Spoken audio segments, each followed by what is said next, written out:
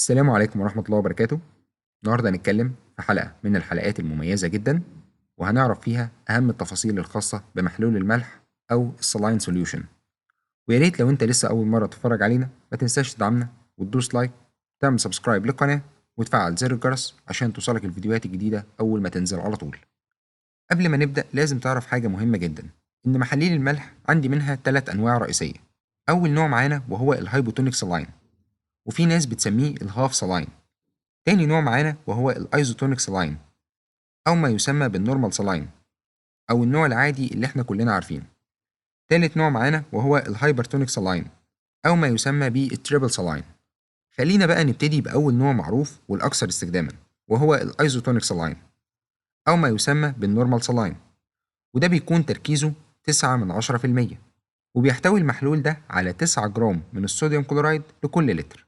واهم الاستخدامات الخاصة بالمحلول ده هي: أول حاجة في حالات الهايبوتنشن أو حالات الضغط المنخفض، وده المريض بياخده علشان يرفع الضغط للمستوى الطبيعي. تاني حاجة ممكن نستخدمه فيها هي المايلد هايبوناتريميا، بمعنى إن مستوى الصوديوم بيكون قليل بنسبة بتتراوح ما بين 120 إلى 130 ملي لكل لتر. وخد بالك إن النسبة الطبيعية للصوديوم في الدم بتكون من حوالي 135 إلى 145 ملي لكل لتر. تالت حاجة بنستخدمه فيها وهي الإكسسيف فلويد لوس، بمعنى إن الشخص بيفقد السوائل بكثرة، والموضوع ده بيحصل في حالات السيفير دايريا اللي هي حالات الإسهال الشديدة، أو حالات السيفير فوميتنج اللي هي حالات الترجيع الشديدة، أو ممكن كمان أستخدمه في حالات الإمبالانس أوف إلكترولايتس، أو بمعنى إنه حصل خلل في التوازن بتاع الإلكترولايتس اللي هي الصوديوم أو الكلورايد.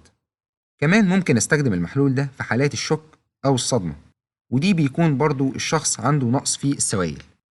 عايزك بقى تعرف حاجة مهمة جدا، إن النورمال سلاين ميزته بتكمن إنه بينحل عليه معظم الأدوية إن لم يكن كلها، إلا في حالات قليلة جدا، بعكس الجلوكوز مثلا اللي ما ينفعش نحط عليه أي حاجة.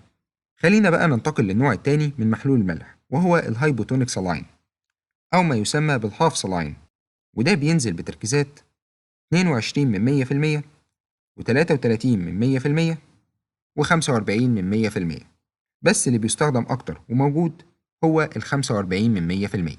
وخد بالك إن المحلول ده بيحتوي على 4.5 جرام من الصوديوم كلورايد لكل لتر، والمحلول ده ما عادش بيستخدم إلا في حالات قليلة جدا، لأنه بيسحب المية من الدورة الدموية ويزودها حوالين الخلايا.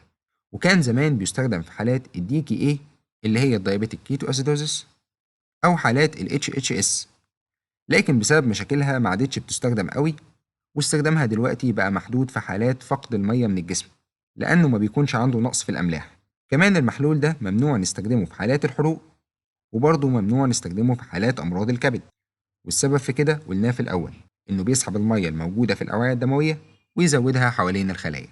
خلينا بقى ننتقل لتالت نوع معانا، وهو الهايبرتونيك سلاين أو ما يسمى بالتريبل سلاين، وده بينزل بتركيزات 3% و5% و7%، لكن أكتر تركيز موجود وبيستخدم هو التلاتة في المية.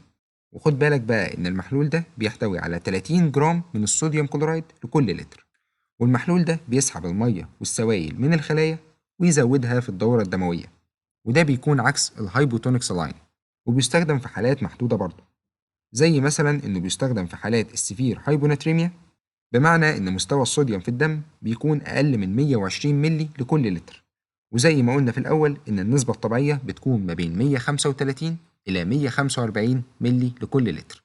كمان أقدر أستخدم المحلول ده في حالات البرين إديما، اللي هو المريض بيكون عنده ارتشاح على المخ، فبياخد المحلول ده علشان يقلله من ارتشاح المخ ويقلله من الضغط داخل المخ.